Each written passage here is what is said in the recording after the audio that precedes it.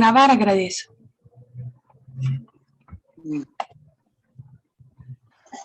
Começar a fazer a abertura. Bom dia para todas e todas. Meu nome é Ana Luísa, eu sou da equipe editorial da Revirada. Sou do Brasil. Caso às vezes eu fale um pouco rápido, podem me interromper, que eu posso também diminuir um pouco a velocidade. Mas, bom, queria começar a primeira apresentação, né, da nossa equipe. Hoje tem comigo a Giada e a Mariola, que a gente vai dividir esse cafezinho para que seja o mais especial possível também, como sempre. E vou fazer uma introdução também ao cafezinho hoje. Na semana passada, teve o primeiro cafezinho revirado, que foi dedicado ao tema do número 10, que vai ser, né, nossa próxima edição. E semana passada foi em Vigo. E hoje continuamos a falar do envelhecimento e do feminismo, mas agora dedicado, né, nesse segundo cafezinho, a umas questões mais específicas ao tema, como a habitação, o contato com a comunidade, o envelhecimento ativo e o direto a decidir como e onde com quem viver. Ouvimos aí, como também a gente ouviu falar de um projeto muito interessante e trata mesmo estes temas que se chamam Lar Lilás, que hoje é com a gente. E hoje vão falar com a gente, né, as companheiras, para apresentar o projeto e conversar com a gente, e tirar nossas dúvidas e, bom, dar esse debate. E, bom, antes de começar, para a gente já, né, dar abertura para a Giada também começar, eu vou ler algumas normas do funcionamento, né, para ter um bom debate. E, bom, número 1, seguir as indicações das moderadoras durante o cafezinho para que todas se sintam à vontade. 2, controle na duração e no número de intervenções, priorizando escutar a diversidade de vozes presentes. Respeitar e desfrutar dos usos da palavra das companheiras. Aqui temos o privilégio de aprender umas com as outras. Liberdade para falar e escutar, ou não falar e só escutar. Falar partindo de si própria, das suas opiniões e experiências. Valorizamos e encorajamos as críticas às ideias, aos diferentes posicionamentos, às perspectivas feministas, mas respeitamos as pessoas e não admitimos ataques pessoais nem externos aos temas do debate do feminismo. No caso improvável de que haja conflitos e atitudes não respeitosas, a moderadora tem legitimidade para apagar a intervenção da pessoa e, se for necessária, excluí-la do cafezinho. Obviamente, o machismo não é bem-vindo a este cafezinho, nem a nenhum espaço organizado pela Revirada. E, por último, desfrutar e ter um cafezinho ou chá em frente para criar um ambiente virtual. E, bom, com isso dou abertura para a gente começar e um bom cafezinho para todo mundo.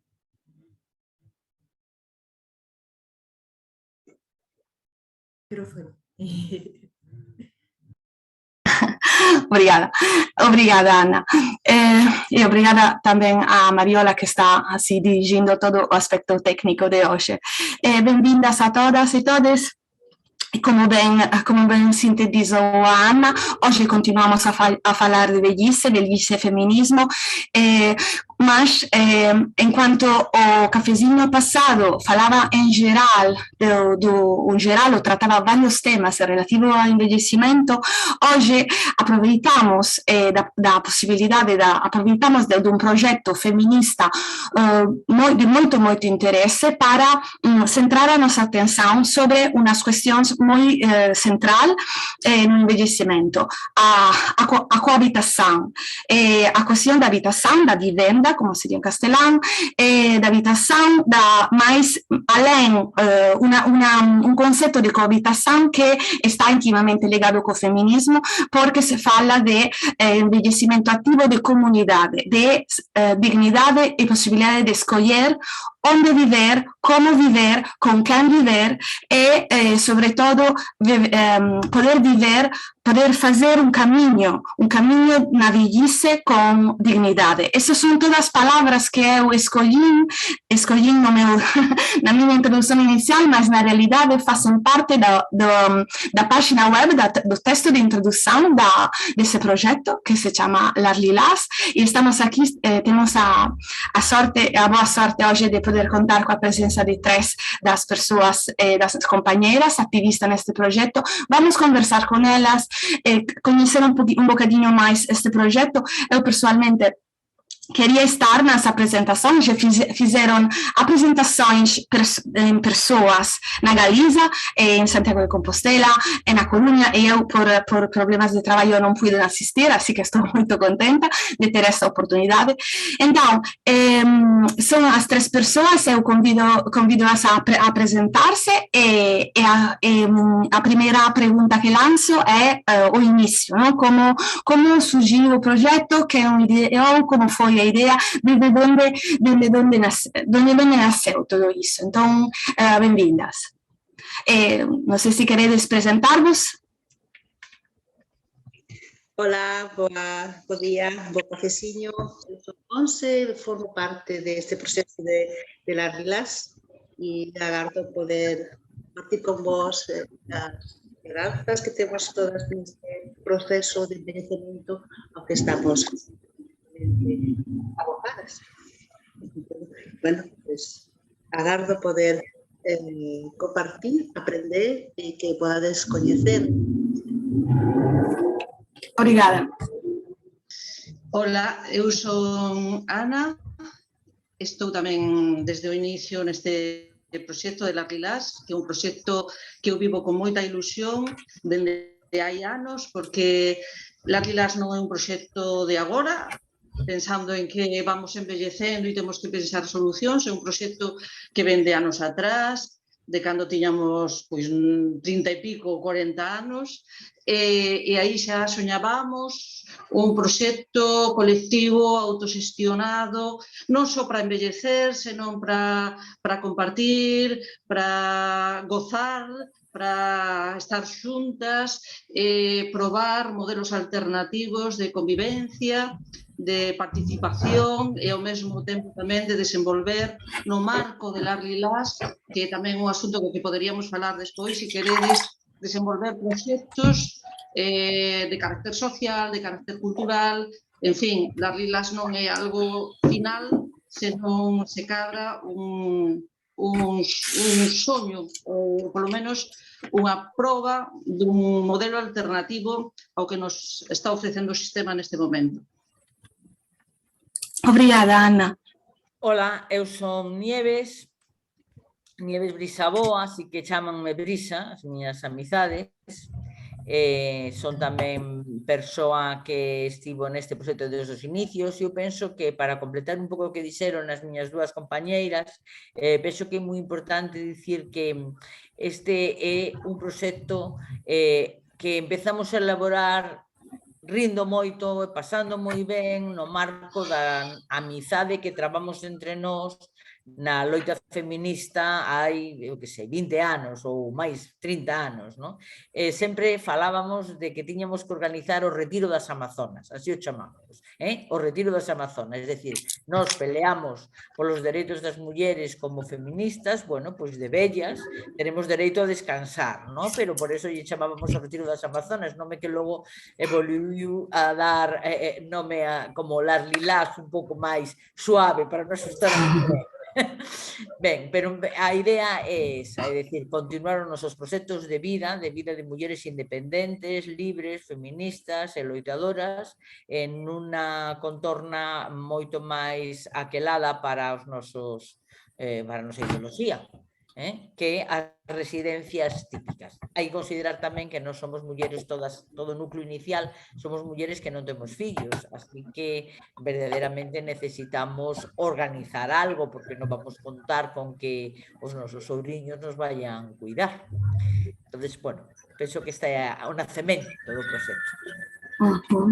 Ben. Obrigada. Aline, sobre isso, já que se começou appunto a falar do nascimento, como se está a desenvolver? ¿En qué consiste? Entramos mais un pouco no específico, en qué consiste, falaches de residencia, de habitación, pero cómo se está a desenvolver, en qué consiste, en qué etapa se encuentra en este momento. Bueno, vou a ver se consigo resumir un pouco o asunto. Nos tiñamos, según iban pasando os anos, necesidade de, bueno, estos soños concretalos. Un poquinho antes da pandemia, xuntámonos a un pouco a serio a delimitar e definir o proxecto e basicamente chegamos ao que agora mesmo está na nosa página web, no? www.laslilas.gal o .es o .com. Entón chegamos a esa definición inicial do proxecto e estábamos listos para empezar a difusión do mesmo cando chegou a pandemia e nos parou, no? Así que volvimos retomalo despois da pandemia, uníndonos ademais a outras persoas interesadas no tema dos cohousing seniors, que é un movimento que está tendo cada vez máis pulo en todo o estado. Entón, aí contactamos con xente de Coruña interesada no temas de cohousing. Eu participei na organización dunhas jornadas de cohousing que se celebraron en Santa Cruz que tiveron moitísimo éxito. Xuntándonos con esta xente, sumando un pouco forzas, coñecéndonos un pouco, pois entonces decidimos lanzar o proxecto e Las Lilas convertiuse en un proxecto moi ben visto por todo este colectivo de persoas de corte progresista, xa homes e mulleres interesados en organizar unha vellece diferente. Entón lanzámonos a pedir xa un formulario para, bueno, cumplir coa Lei de Protección de Datos e ter os datos de todas estas persoas, e en estes índices temos unas 45 persoas apuntadas, dispostas a asociarse co un pouco a idea do proxecto que presentamos en diferentes presentacións públicas e que están na nosa página web. Así que o estado actual do proxecto, para resumir, temos 40 persoas interesadas a serio en lanzar este proxecto. Así que para setembro faremos o proceso de asociar esas persoas formalmente, empezar a poñer diñeiro, empezar a buscar terreos, porque entendemos que, aínda que nos pretendemos chegar a ser o mellor 200 persoas, 150, 200 persoas, pois non vamos a esperar a ter 200 persoas interesadas, temos que empezar e ir desenvolvendo o proxecto en sucesivas fases. Entón, para unha fase inicial, 40 persoas que xa temos agora é un número suficiente para lanzarnos. Así que o punto no que estamos é empezando a concretar que persoas van a estar nesta primeira fase, a facer as aportacións económicas e a buscar terreos. É dicer, un punto super ilusionante.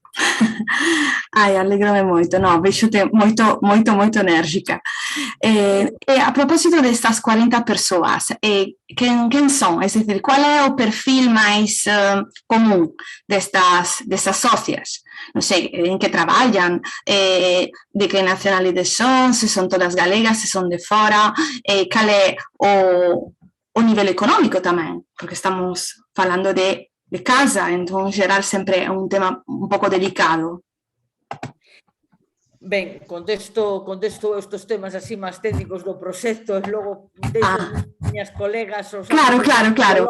Sí, claro. Ben, mira, as persoas que agora mesmo están teñen unha parte proceden do núcleo inicial de Las Lilas, o chamado Retiro das Amazonas hai moitos anos. Así que temos en común proceder do movimento feminista. Moitas de nós dedicadas ao ensino. Ese é o noso perfil profesional, algunhas xa xubiladas, pero todavía miran de parte de nós todavía traballo activo. Vale? A xente que se nos uniu de Coruña ten diferentes procedencias. Algúns grupos, que se nos uniron 6 persoas, 7 persoas, eran xente que eran amigos de toda a vida e sempre pensaron para cando seamos maiores nos vamos a vivir xuntos, pero entenderon que irse a vivir xuntos 6 persoas é unha cousa que ao mellor ao principio está ben, pero que cando empeza a haber problemas non poden manter os cuidados que poden chegar a necesitar. Entón, uníndose ao noso proxecto Las Lilas, se poden atopar que van poder facer esa convivencia entre eles máis estreita, pero nun contexto social máis amplio que lles vai dar apoio incluso cando algún deles poda ir falecendo. E logo uniuse xente de diferente procedencia pois que se nos achegaron por as presentacións públicas que fixemos. Por exemplo, fixemos unha presentación no Alexandre Bóveda en Coruña que avisou dentro dos seus contactos, con lo cual pois, chegou a xente moi dispar, non? Ben, respecto ao nivel social e económico, somos xente máis ben de clase media, temos moita xente de ensino, algúns médicos, xente de ámbitos administrativos, que traballan na administración, pero penso que si temos que dicir, a mirando parte de nós, penso que somos docentes. O nivel económico, bueno, pois non é o mesmo da xente que traballa en la administración, que hai algunhas persoas que están traballando na administración, e a xente que son docentes a miran de parte de clase de sinaos medios, non? Pero basicamente o nivel económico que fai falta para meterse en las Lilás é máis baixo que en outras experiencias de cohousing, porque basicamente nos estamos pedindo unha aportación de entre 40 e 60.000 euros, non de 150.000 ou 200.000 que piden en outros cohousings, unha aportación de 150.000 euros que, bueno, calquera que poda ter un piso, pois, bueno, o seu piso xa vale máis que esa cantidad, probablemente. E logo, un compromiso de un pago mensual que rondará os 700 euros para incluir todos os cuidados que poda chegarse a precisar. O concepto noso é que funciona como un seguro, é dicir, ti pagas 700 euros ao mes e o mellor ti non necesitas nada, pero se un día tes dependencias máis ou menos graves que requiran moita atención, que te axuden a ducharte, a moverte, pois non vas ter que pagar máis, sino que vas seguir pagando a mesma cantidad para que podes un pouco facer a túa planificación económica. Entonces, bueno, isto eu lle digo sempre a xente, isto é como o seguro do coche, que se non tes ningún accidente, diñeiro tirado. Pois sí, 700 euros igual é moito diñeiro se non recibes ningún servicio, máis que te laven e te planchen a ropa e que te teñan o xardín listo e que teñan limpas as áreas comunes, pois para eso é moito diñeiro.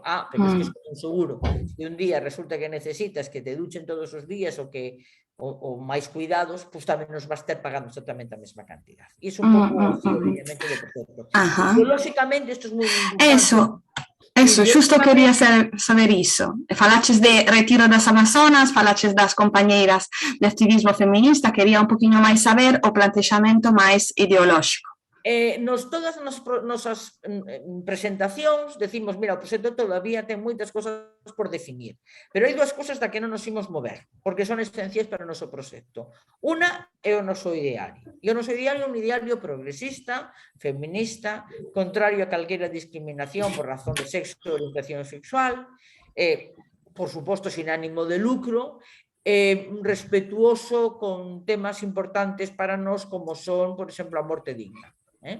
Ese é o noso ideario e iso é esencial do proxecto e non vai modificar. Outras cousas son mellor, sí, pero iso non. E a outra cousa que non queremos modificar de ninguna maneira é que quen vaya a empezar a vivir en Las Lilás poda ter garantía de que, inda que desenvolva unha dependencia, vai poder seguir estando en Las Lilás sin ter que desubicarse desa compañía para ir a unha residencia. Isto, claro, é unha aspiración na medida en que podamos cumplirla, porque inicialmente en unha primeira fase, como yo somos 40 persoas, non podemos manter os cuidados para unha persona que teña un Alzheimer agresivo, con moitos niveles de agitación, porque mellor non temos os medios. Cando seamos 150 ou 200 personas, sí, seguro, queremos chegar a eso, pero mellor inicialmente podemos atender pequenos niveles de dependencia, pero non ten a ver con el nivel de dependencia, porque atender unha persona que está en un leito é moito máis doado que atender unha persona que se move, pero que é agitada e agresiva. O sea que tenemos que ter unos recursos que permitan atender a esas personas, pero vamos terlos garantizados cando teñamos 150 ou 200 personas, pero mellor nunha primeira fase pues teremos que chegar onde podamos chegar, porque non queremos subir a cuota dos 700 euros. En España unha pensión completa son 2.000, entonces, bueno, 700 euros para unha persona que ten unha pensión pública pode ser suficiente, pode ser unha cantidad razonable, pero non moito máis que eso. Falaches do ideario, es decir, é un ideario que noto que está moi ben estruturado, reflectido. Entón, dixeches, non nos movemos desde aquí. Entón, pregúntome entón, quen toma as decisións? Quen forma parte da equipa directiva? Quen da equipa decisional? Como está estruturado? Bueno, isto eu vou deixar que conteste a nosa presidenta, Ana. Pon o micrófono, Ana. Sí. Xa. Ben, bueno, presidenta temporal, porque nos nesto dos cargos non estamos aí. Son obrigas estatutarias, digamos, que se imponen, máis o proxecto é un proxecto autoxestionado, asambleario e, polo tanto, as decisións as van tomar as persoas que participen do proxecto, as asociadas. Esas toman as decisións. Logo, haberá unha xunta directiva, unha comisión executiva, digamos, para desenvolver as decisións que a Asamblea vaya tomando, non? Nese sentido, o ideario trasládase ao modelo, inténtase trasladar o modelo de tal xeito que esa autoxestión da que falamos e dese proxecto participativo autoxestionario asambleario se plasme a través deses mecanismos, non? Por outra banda, quería, ao fío do que comentaba antes Brisa, da accesibilidade económica do proxecto, é algo que nos preocupa moito. Nos sabemos que, digamos, a situación tan precarizada na que vive unha inmensa maioría social fai que moitos destes proxectos sexan, ás veces, difíciles de alcanzar no que respecta á cuestión económica. Por iso, tentamos desenvolver un proxecto que esa base de 200, 150 persoas son e sexan solidarias. Nese sentido, as súas achegas económicas non só son para sí mesmas, senón para viabilizar un proxecto que contempla tamén, por exemplo, o aluguer, non? En caso de alternativas, dar alternativas para xente que non dispoña dun orzamento, dunha cantidade de desembolso inicial forte, non? Ou de ir facendo achegas ao longo da vida, porque tamén partimos da idea de que a vellez non é ese estado final, sino un proceso. Nós estamos envellecendo xa, levamos envellecendo desde os 15 anos, desde os 20, desde os 30, non? A partir dos 30, dos 40 anos, ti podes pensar, ben, pois eu vou facer un achegamento mensual de tanta cantidade para, cando teña 60, entrar en las reglas, por exemplo, non? Quero dicir, que contemplamos alternativas para que o proxecto sexa accesible. En ese sentido é solidario. Solidario non só en si mesmo, senón coa contorna tamén, non? Pensando nesa viabilidade para distinto tipo de economías. Por máis que a xente que, digamos, estamos desenvolvendo o proxecto nesta fase inicial teñamos, pois sí, sexamos algunhas, sexan docentes e outras sexamos outras cousas, pensamos tamén nese carácter solidario de las reglas, non?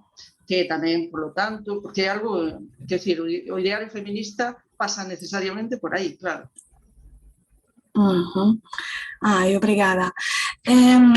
Falaches de a compañera Brisa falou dos pasos, non? Dos próximos pasos, e falaches de já comezar, non? Comezar con a criación da asociación, de máis socias.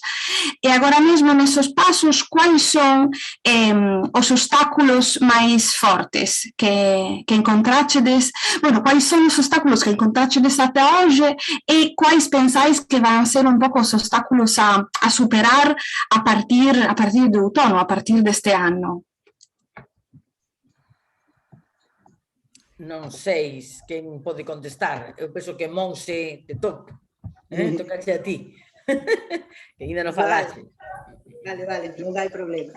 A ver, as dificultades hasta agora basicamente é que a situación institucional para poder realizar este tipo de actividade este tipo de convivencia son sempre bastante complexos, ¿no?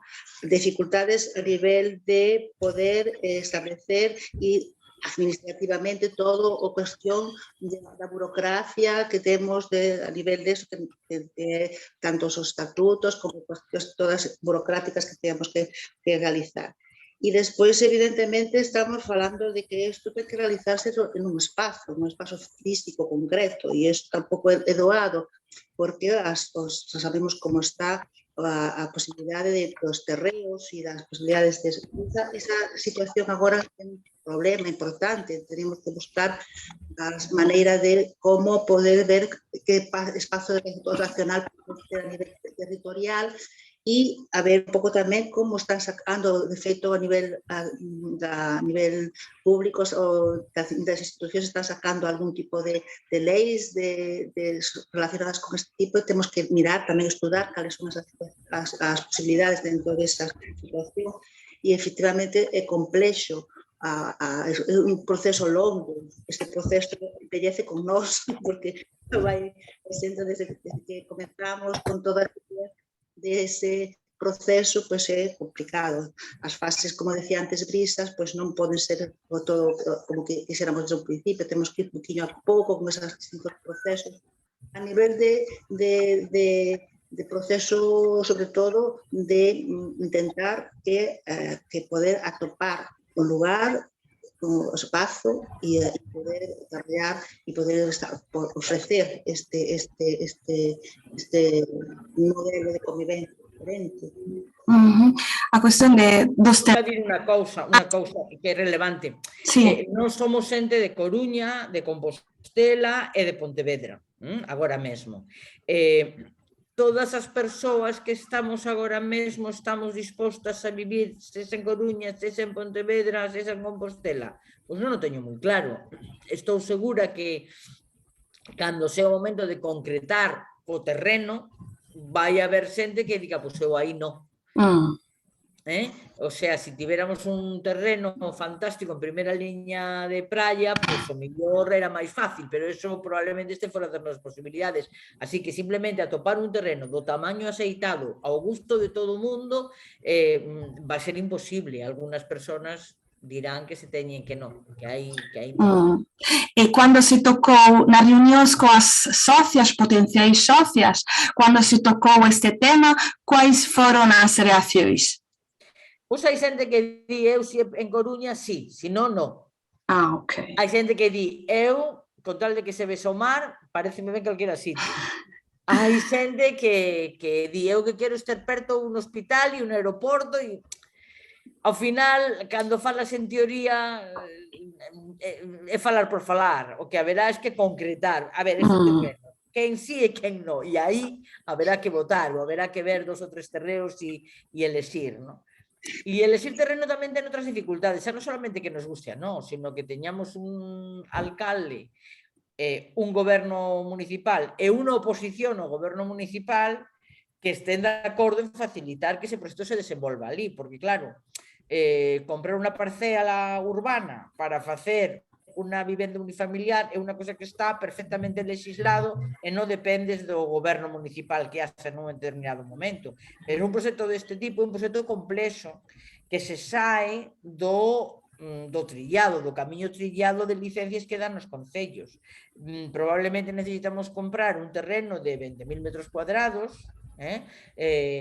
xa é difícil atopar en Galicia co minifundismo terreos tan grandes, a mirande parte dos terrenos están fraccionados en trocitos moito máis pequenos, un terreno dese tipo que non sexa urbano e que xa teña un planeamento, vai ser un terreno para desenvolver, hai que facer o que aquí se chama un plan parcial, ese plan parcial ten que ser aprobado pola Xunta, ten que ser aprobado polo Concello, ten que non depender das variacións electorais que haxa na Xunta e nos concellos. Isto significa que ten que ser un proxecto moi consensuado.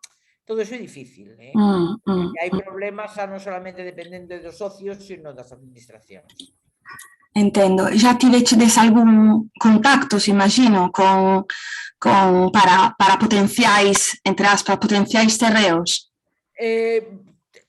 miramos alguna cousa, pero estamos moi ao principio. Antes de avanzar por aí, temos que... Estas son cosas que teñen que avanzar a vez. Hai que ir falando con alcaldes, a ver que tan interés poden ter en facilitarnos as cousas dentro do seu territorio, dentro do seu concello. De outra banda, hai que ir mirando terrenos que estén en sitios aceitados. De outra banda, hai que ir falando coas persoas que se poden asociar para que se asocien e empecen a facer unhas entregas económicas para poder saber de que diñeiro estamos falando realmente, porque a xente, unha cosa é que diga que interesaba o proxecto e outra cosa é que empeza a facer ingresos de cantidades para que vexamos, bueno, isto que tan en serio é, ¿no? Porque decir, ai, a mí este proxecto me interesa moito, me quero apuntar, é moi doado. Cando tens que decir, hai que poner diñeiro, aí o millor vamos a ver se seguimos tendo tanto interés por parte esperemos que sí, ¿no? Entón hai que ir por varios frentes a vez. Sì, sì, no. A proposito disso, a proposito de lo que comentaches de una cosa es decir que sí, otra cosa es un poco a práctica. Quanto a ideario, ti vecedes os debates que ti vecedes coas socias ou as potenciais socias, todo o mundo aceitou sen problema o ideario do proxecto ou houve de todos modos persoas que dicían, no, mira, a mí non me interesa todo iso, quero só unha casa? Non tivemos en ese sentido ningún problema de ninguén que tivese ningún tipo de reparo a hora de presentar o ideario que moi ben dixo antes desa. ¿No? Comentamos ese ideario totalmente, bueno, autogestionado, feminista, laico, progresista, ecologista. ¿Sí? De aí tamén a importancia, guiando un poquinho, como decía antes Brisa, a hora de buscar un lugar onde asentarnos, é importante non estar illadas, porque precisamente o feito de estar próximas á comunidade fai esa actividade e esa actividade a asociación propia, pero tamén a colaboración ca contorna, o activismo ca contorna fai precisamente que ese envellecemento activo sexa moito máis fructífero e ademais que nos faga moito máis felices. A dificultade de atopar o lugar e tamén ter en conta esta situación que para nós é moi importante, porque precisamente o envellecemento non é unha enfermedade, simplemente é un proceso, é unha etapa na que estamos, ¿no? Nesa etapa de vellez na que temos que deixar de coidar e que nos coiden, pero ao mesmo tempo necesitamos esa actividade e activismo que levamos, como decían antes, as compas, decíamos que levamos anos facendo, seguir facendo. Claro. Por tanto, non é tan fácil atopar un lugar característica. Sì, uno dos elementos de que mais gostei quando li a vossa página foi este fincapé moi grande sobre o contato coa comunidade. Então, justo queria seria comentar isso, em quais são um pouco as vossas ideias quanto a contato, quanto a relações coa contorna, ¿no? Como isso de continuar ativo, qual é o vosso enfoque de eso, envellecemento activo? Bueno, aparte do que decíamos da colaboración coa contorna, que a mí me parece fundamental, e ademais da contorna non só como un espazo onde se podan facer cousas, non? O espazo de Las Lilas é un espazo onde poda ser un lugar de encontro non só das persoas que viven en Las Lilas, sino da contorna, sino tamén do activismo a zona, o que sei, es decir, de Las Lilas é tamén unha asociación onde se posicione a nivel de actividade e activismo. Pois, si temos que protestar porque hai algo no concello onde estamos para as veciñas poder traballar e decir, bueno, pues aí estamos tamén nos en este proceso de loita contra o activismo contra calquera tipo de Pero no se trata solo de estar en contra de nada, se trata de ter unha interacción incluso económica que contorna. É dicir, nos vamos necesitar contratar persoal. Bueno, pues ali onde estemos, queremos ofrecerlle o concello onde estemos a creación de postos de traballo directos. Pero non só eso, sino tamén servicios. Nos pensamos ter unha piscina cuberta climatizada. Esa piscina, a determinadas horas, poderá entrar xente dese concello pagando unha pequena entrada, o cal tamén nos facilita a nos unha fonte de ingresos. Nos temos que cuidar a xente que teñan dependencias máis graves. Isto significa que temos que ter, de facto, un centro de día e unha residencia. Este centro de día e esta residencia ofrecerá prazas para a xente da contorna, o que tamén nos facilitará unos pequenos ingresos, pero isto significa que a contorna onde nos instalemos, o concello onde nos instalemos, e concellos limítrofes, lle estaremos ofrecendo unha piscina cuberta, estaremos ofrecendo un gimnasio, un centro de día, unha residencia, incluso unha biblioteca, porque aquí todas somos lectoras e temos moitos libros que non nos podemos levar á tumba, non? Así que aí ficarán as nosas colecciones de libros en un centro de documentación, en unha boa biblioteca que estará aberta tamén ao público. Incluso unha compañeira comentaba el outro día, temos que alugar un baixo para poner unha panadería pastelería, porque primeiro somos nos clientes, e logo ademais que vendo tamén para fora, algo moi ben. Se vamos ter unha cafetería, vamos ter un bar, vamos ter un restaurante, todo isto, a idea non é que sea pechadiño para nós, a nosa idea non é Las Lilás, unha granxa de vellos metidos dentro dunhas murallas, non. A nosa idea é un espazo aberto en interacción económica e social co que hai alrededor. Se nos organizamos un concerto, unha obra de teatro, un espectáculo de calquera tipo, que poda vir xente de fora. Vale, fora do que somos as persoas que estamos ali vivindo. Queremos ter interacción co entorno. A propósito de activismo, foron, por exemplo, entraste en contacto con máis proxectos activistas noutras partes de Europa ou do Estado español para receber ideas, para compartir dúbidas?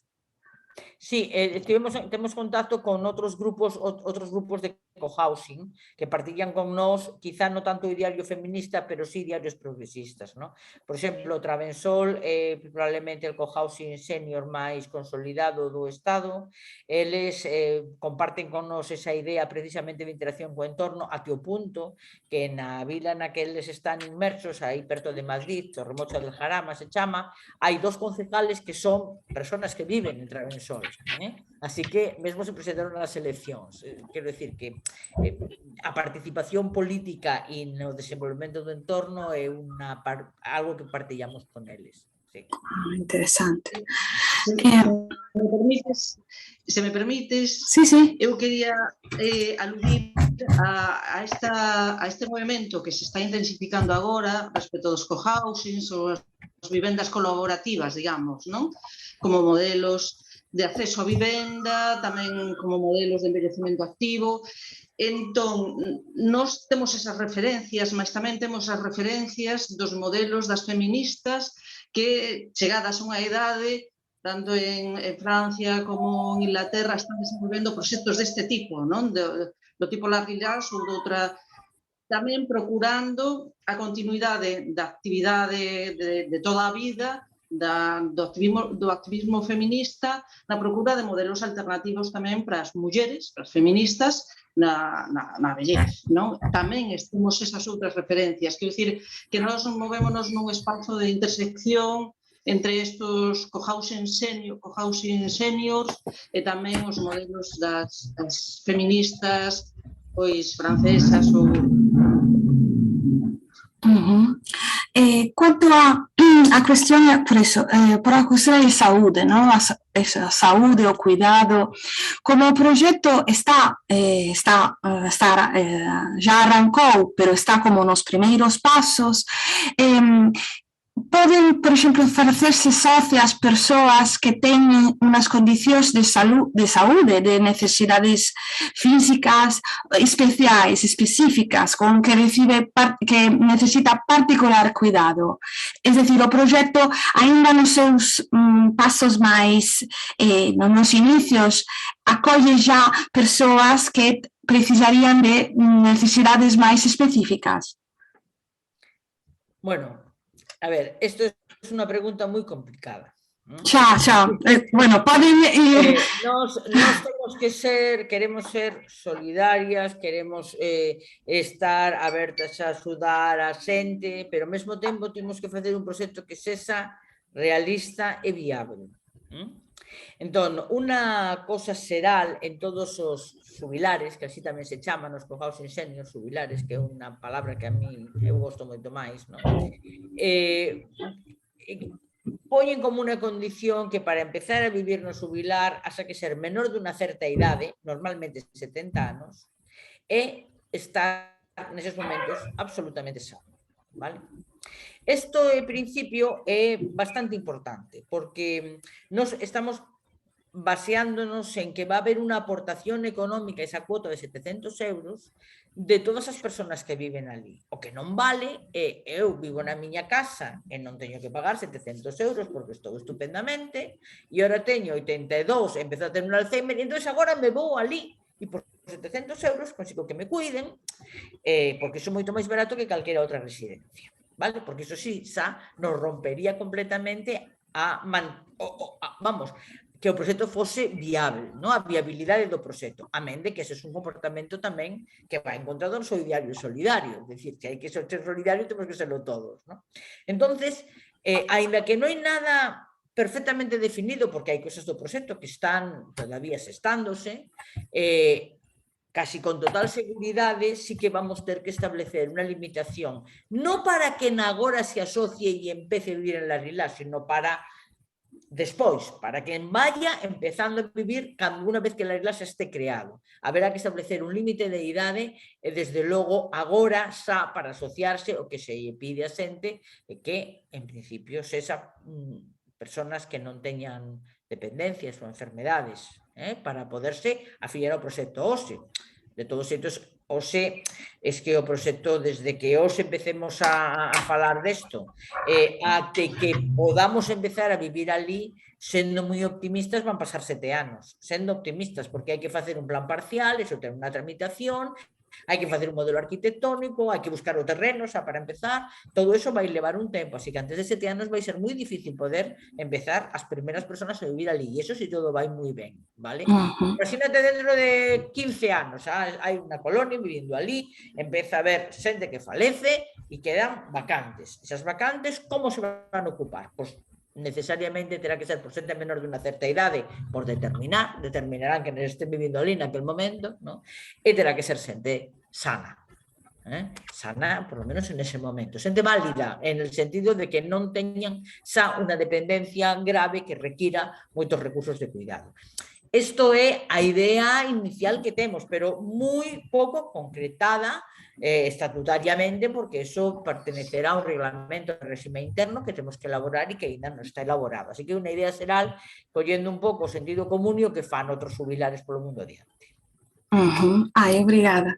Non sei se as compañeras de la Rilás queren acrescentar algún elemento máis que consideran importante para a presentación, se non, deixamos o espazo as compañeras que viñeron a asistir para preguntas, comentarios e máis. E despois, se surgen máis preguntas, eu farei. Eu só quería engadir que, digamos, la Rilás é un proxecto que quen participa de la Rilás participa dun proxecto e, polo tanto, dun proceso. Non dun proxecto que se chega ao que se vai cando unha necesita, non sei, pois que atenda. Non, é que hai que participar desde o inicio, é o propio proceso o que configura o proxecto. En ese sentido, un pouco o fío que comentaba a Brisa, claro, non se trata de ter un proxecto aí con esta idea tanto asistencial como mercantilista das residencias, non é iso, non ten nada que ver cos modelos das residencias. É un proxecto que se construe no propio proceso. Por lo tanto, son as persoas que van participar nas asambleas e na base social de la Rilás quen vai ir definindo o propio proxecto. Partimos de dúas liñas clarísimas, pero a partir de aí, pois, hai que participar do propio proceso, digamos, non? Que é o que define o proxecto. Eu creo que realmente é interesante. Interesante neste caso non é cando isto este rematado, sino todo o proceso que nós estamos vivindo con tanta ilusión, intentando aportar e facer e ver todo isto que hasta agora fixemos, que veña xente que aporte con as mans para poder establecer unha convivencia cada vez máis ampla, máis plural, máis diversa. Ai, obrigada. Alguna das persoas, das compañeiras que chegaron para que escoitaron, queren por alguna pregunta, observacións? Hola. Bueno, eu son Luz López, moitas gracias por permitirme estar aquí. Quero que saibades que estou falando desde Lugo, que tamén existimos, tamén estamos interesados neste proxecto e tamén estuvemos nas asambleas en Coruña. Na última, na que fixastedes na Facultade de Informática non puden ir, pero sí nas outras, así que Lugo tamén existe. Quero tamén engadir, para que me coñezades mellor, que estou un pouco en representación de familias que temos fillos, é dicir, hai moitas que non teñen fillos, pero sí que algunhas temos fillos, e dentro diso a un colectivo moi específico que son as mulleres que temos fillos con diversidade funcional. Digo mulleres porque a realidade estadística de hoxe en día é aplastante. Un fillo con diversidade funcional, estadísticamente falando, está vinculado a nai. Por esperanza de vida e por arquetipos culturais, sociolóxicos e de moitos tipos. Entonces, consulto as notas, estuve tomando notas mentes falabades, entendo que nós xa por definición quedamos un pouco fora deste proxecto, porque nós buscamos un modelo moi concreto, os nosos fillos non son persoas de 65 anos, nin de 70, teñen unhas inquedanzas determinadas que corresponden á súa idade cronolóxica e que hoxe en día administrativamente non teñen resposta aínda. Estáse traballando niso, pero, bueno, consideramos os nosos fillos como de alto capital social, quero dicir, aínda que poden ser dependentes, para nós non son cidadáns de segunda nin de terceira, non.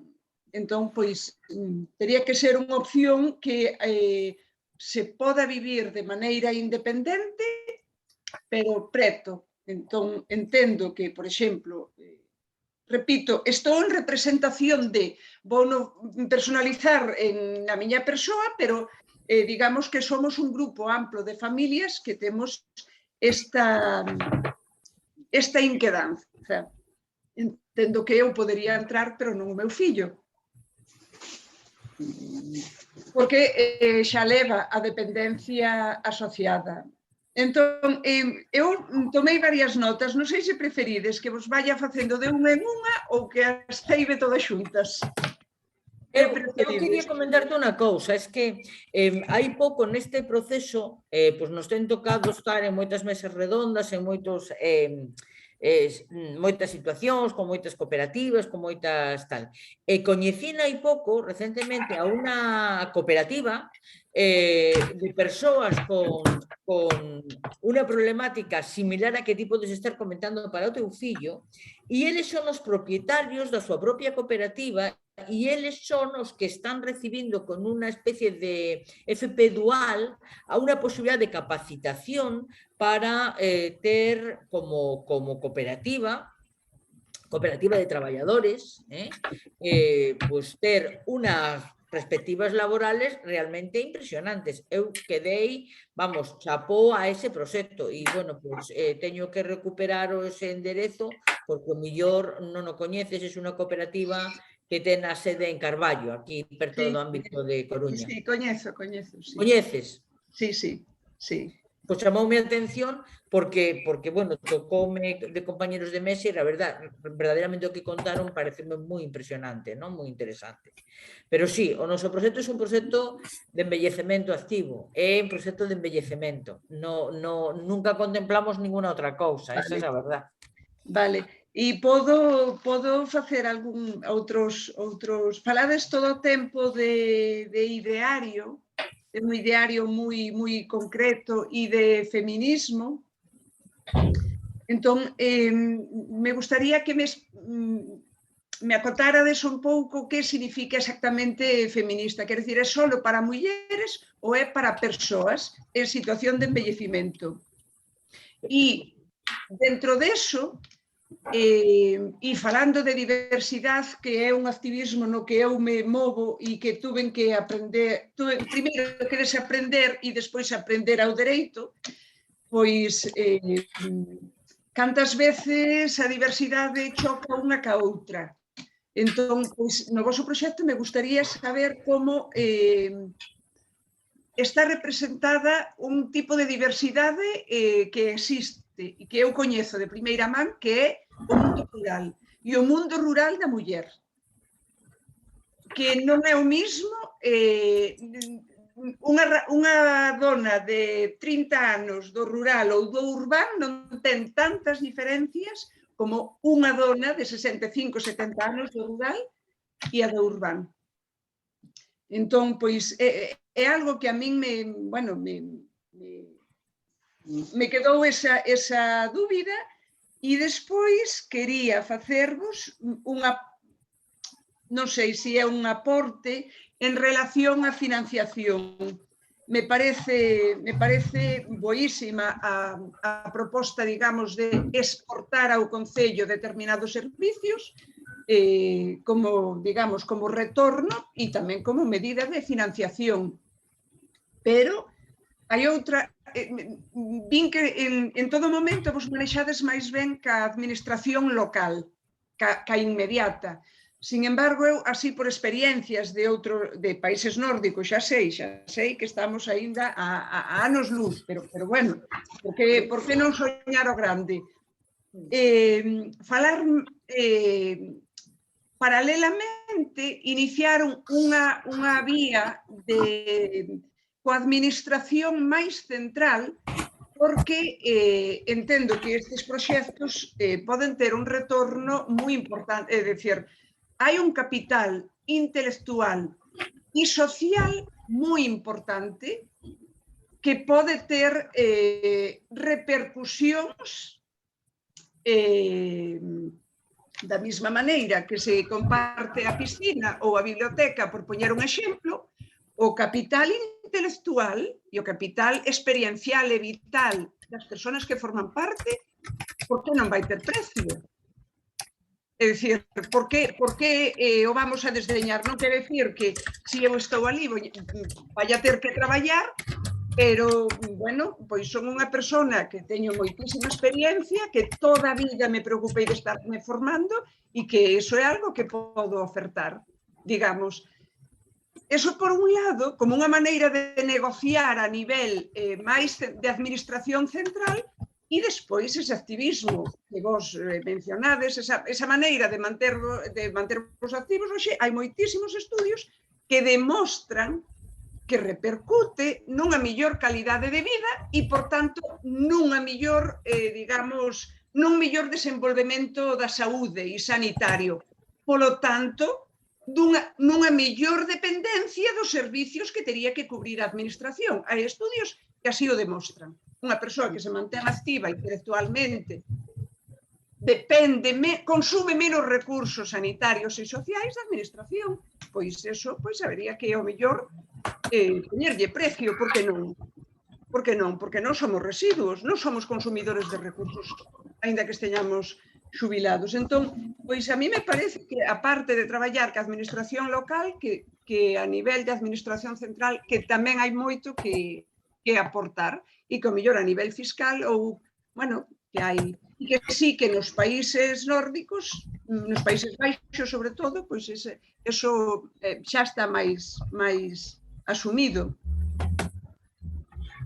Completamente de acordo, tes toda a razón, e nós o planteamos non tanto para pedirlle diñeiro ou subvenciones á administración central, sino para pedirles, por favor, que non nos poñan pegas administrativas e burocráticas, facéndolles ver que nós non lles estamos pedindo, lles estamos dando unha solución, porque somos a xeración do baby boom, e vamos a desbordar todos os servicios sociais que existen nestes intres para a xente maior. E o problema fundamental que vamos tratar, efectivamente, co envellecemento activo, vamos a eliminar moitas dependencias e moitos problemas de saúde, pero ademais hai un problema que é a gran praga da xente vella, que é a soidade. E a soidade sí que vamos competir moi eficazmente. E simplemente quitarlle a soidade aos vellos vai mellorar a súa calidad de vida e a súa resistencia a enfermedades brutalmente. Entonces, totalmente de acordo cos seus comentarios, Luz, completamente. Vale, e o da muller rural, que de verdade que é un tema que me preocupa. Bueno, o que podo decir eu é que non vamos a poder, ni nos lo planteamos, construir las rilas nunha cidade. Queremos estar nun entorno periurbano, perto de hospitales, de servicios e demais, pero xa sabemos que dentro da cidade non vamos a estar. Logo, vamos a atraer a un determinado tipo de público que este interesado no noso ideario. Que pode ocurrir? Que as mulleres rurais da nosa idade teñan metido a lume que o cuidado das persoas maiores lle corresponde aos fillos e entonces vayan a ser elas as primeiras que o mellor non teñen moito interese nun proxecto deste tipo. Eso pode ser, pero contra eso non podemos loitar. Nos o que podemos facer é tratar de que a limitación económica, a barreira económica para entrar sea o menor posible. E iso o facemos con este truco que antes pasé un pouco por riba, pero é que en outros cohousings o coste do desenvolvemento do terreno e de todos os edificios costa tanto, eso se divide entre o número de personas e cada quen ten que aportar 150.000, 200.000 euros para participar aí. Con eso ten unha acción que herdan os seus fillos. Nos, para abaratar ese coste, o que facemos é que todo o mundo vive como se dixéramos en alugueiro. Todo o mundo vive en alugueiro, pero lle pedimos a xente que nos aporte esos 40.000, 60.000 euros iniciais, que é moito menor do que costa o seu propio apartamento, para facilitar a creación do proxecto. Pero ese diñeiro non vai revertir nos seus herdeiros. Ese diñeiro vaise consumir. É a cambio de pagar o aluguer. Non vai ter que pagar un aluguer, vai poder vivir aí sin pagar aluguer, só vai pagar a cuota de 700 euros polos servicios, non vai pagar un aluguer, porque entregou esos 40, 60.000 euros, veremos a ver ao final en que fica, ¿no? Porque coa inflación sabe Dios como nos van a ir os cálculos, ¿no? Pero e a idea é pon ese diñeiro, pero ese diñeiro logo non é herdable polos seus fillos, e gracias a eso conseguimos ese abaratamento de costes tan brutal que conseguimos de 150.000 a 40.000, ¿no? 150.000, para que vos fagades unha idea, foi o que tivesen que aportar cada unha das persoas que viven en Travensol. En Travensol hai 10 anos a que están vivindo, o sea que hai 12, 15 que construíron e tiveron que aportar 150.000 euros cada un polo seu apartamento, máis espacios comuns, etc. Eles efectivamente son propietarios desa participación del capital social e os seus fillos o herdan. Vale?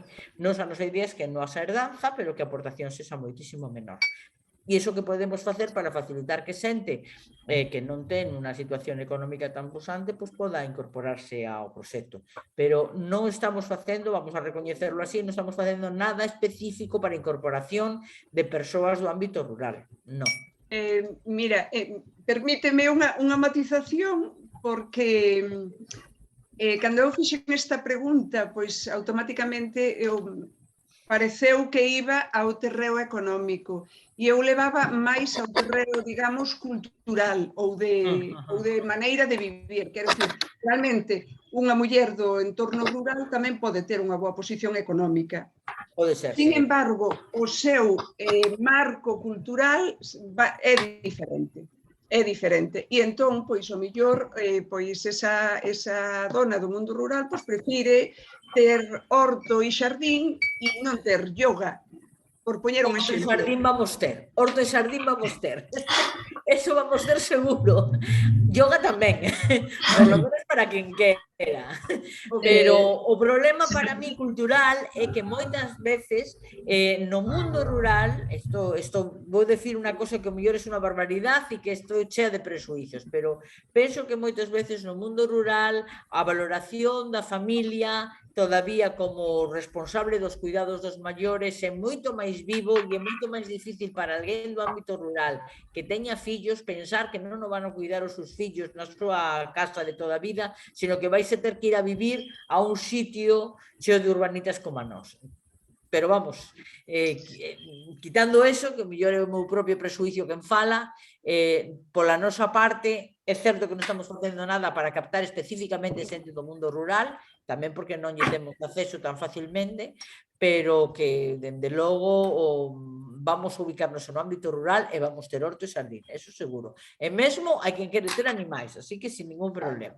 A mí me gustaría de alguma maneira insistir na idea de que os proxectos se construen un proceso a partir das persoas que participan nel. Deste xeito, Las Lilás non se define como un proxecto urbano ou rural, é un proxecto en desenvolvemento. Se hai unha base de mulleres do rural que queren participar do proxecto, van participar de feito abrindo, digamos, canles en Las Lilás que de alguma maneira se proxecten aos seus modelos culturais, non? Claro, falábamos da piscina cuberta, pero poderíamos falar das hortas, non? Porque tamén o contemplamos. Entón, vaise definir en base a quen participe nel.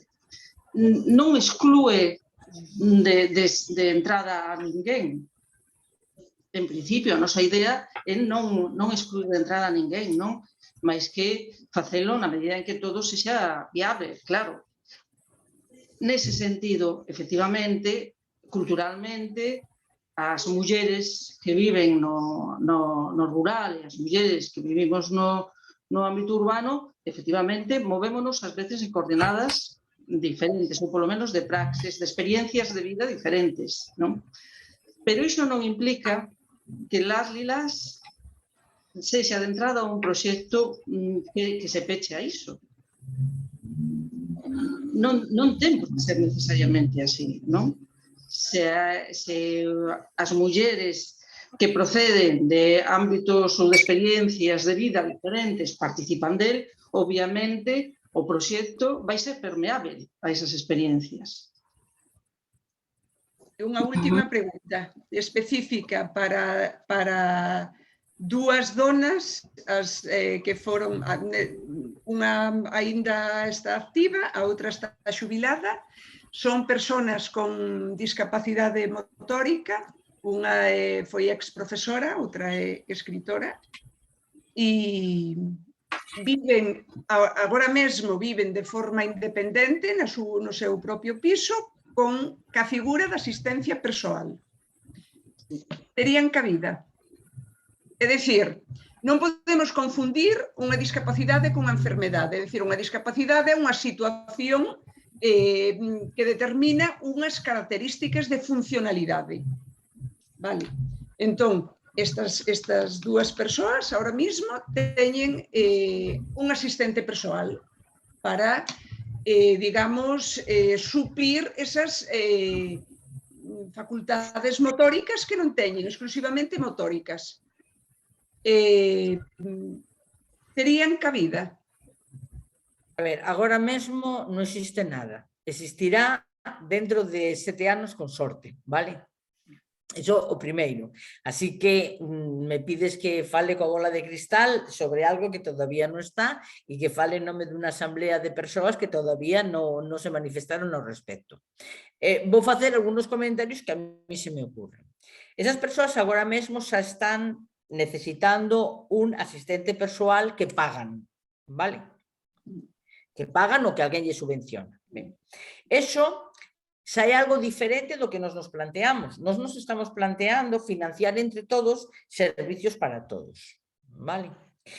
Estas persoas, ao revés do resto, teñen necesidade de un asistente personal xa e además xa o teñen. Así que a pregunta inmediata sería, a ver, queredes vivir a Las Lilás pero seguir mantendo o vosso asistente personal financiado por vos? Es decir, porque queredes vivir en Las Lilás para ter compañía? Bueno, pues eso es una situación muy diferente a si queredes vivir a Las Lilás y que xa de entrada, entre todos en Las Lilás, financien o asistente personal que ahora pagades vos solas.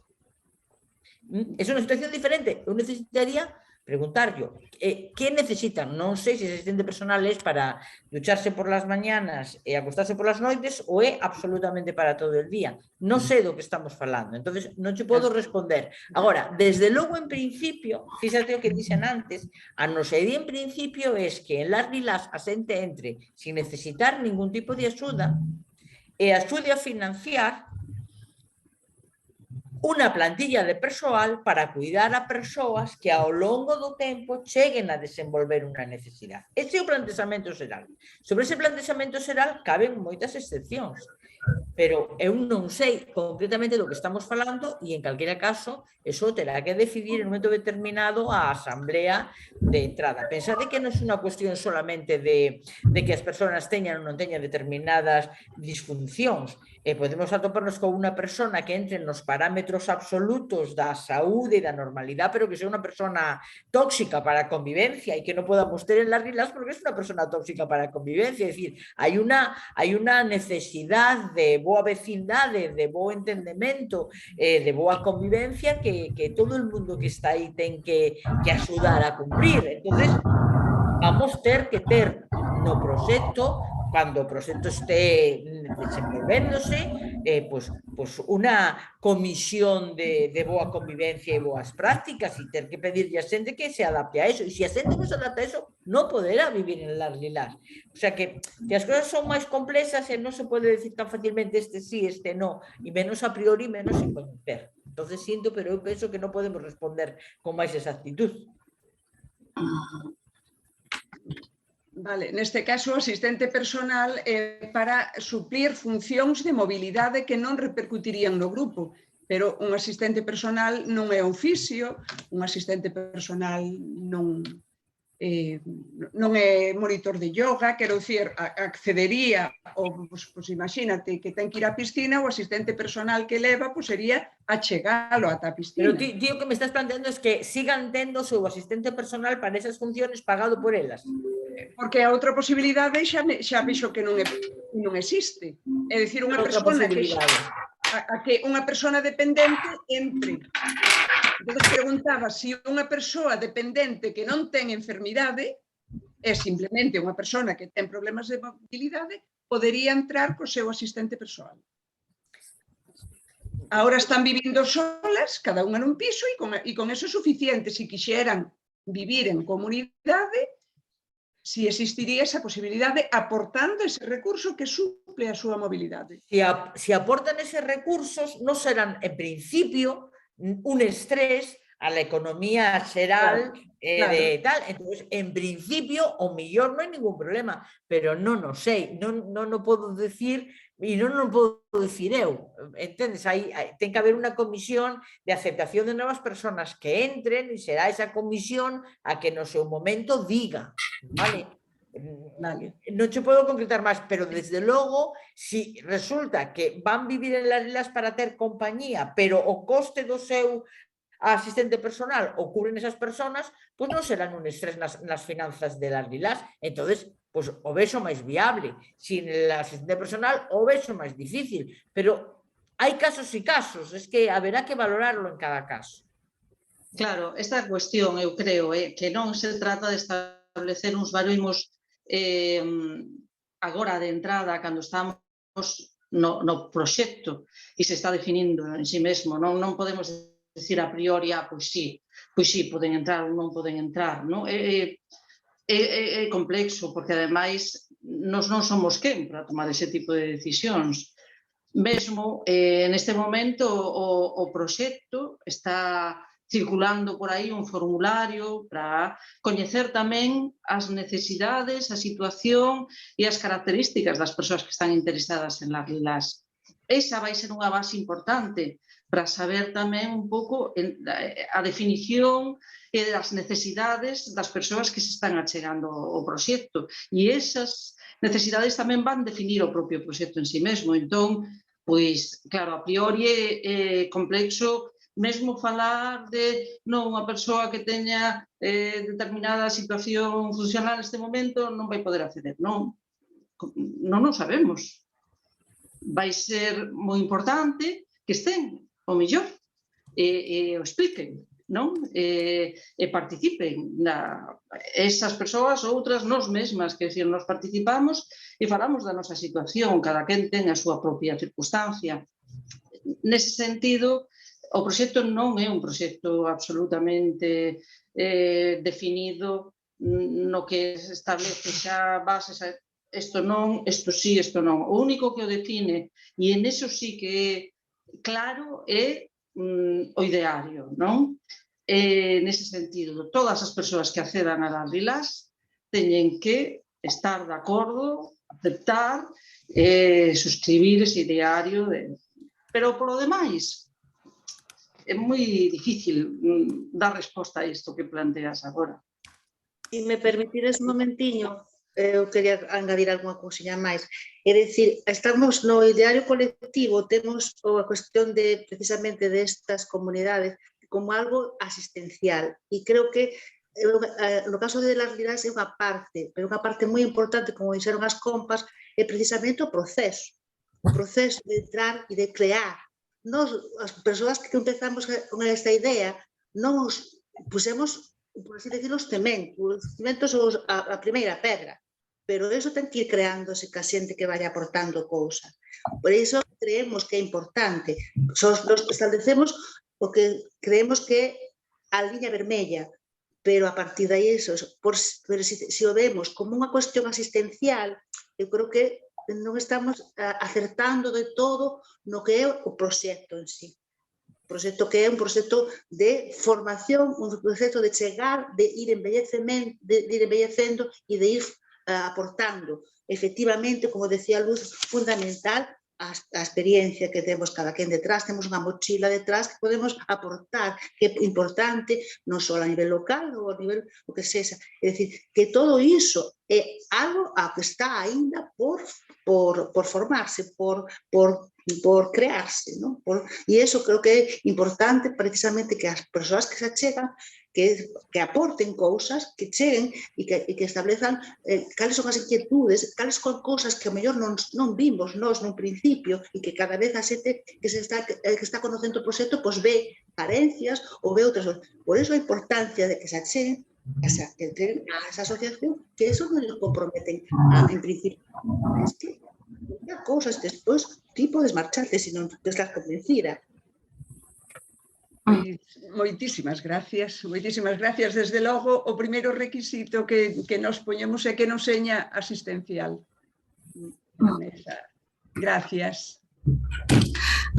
Gracias a ti, Luz, polas preguntas, moito interesante. Gracias tamén polas respostas, porque foron moi esclarecedoras. Alguén máis quere falar? Fernanda, Laura? Eu quería falar, non sei se estás vendo que hai mãos levantadas, non sei se tamén podemos a mellor utilizar eso. Fernanda, tú queres falar? Entonces, veña, pois Fernanda. Nada, bueno, nada, polo que estou vendo, xa vou falar así en galego, así a miña maneira, como sei. Polo que estou vendo é un proxecto para xente que ten unha élite, entre comillas. Unha élite, bueno, primeiro cultural, segundo, pois dispoñen dun capital, porque se non dispoñes dese capital xa non tes opción, o cual xa me parece maravilloso, xa me parece que poda facelo, pois vamos, é a mellor maneira de embellecer. Que a piscina cuberta, eu xa estaba pensando nela, para mí, o xa pensando, bueno, a piscina cuberta, o que quixen sempre, eu que non son muller de campo, o campiño para facer aí as galiñas, veña, vamos facer isto, veña, pero é verdad tamén que, bueno, pensando na xente que traballaría aí, que bueno, pola miña experiencia como traballadora neses sitios, o sea, neses lugares, que sempre dicen que non, neses lugares que non, porque non son esos lugares, son distintos, son os geriátricos normales, estos que hai por aí, que o mesmo dá que sexan 15, que 20, que 30, que os que ten a Xunta, por exemplo. En donde a Xunta manda a xente que non ten unha economía para poder pagar unha residencia privada ou unha residencia deste tipo.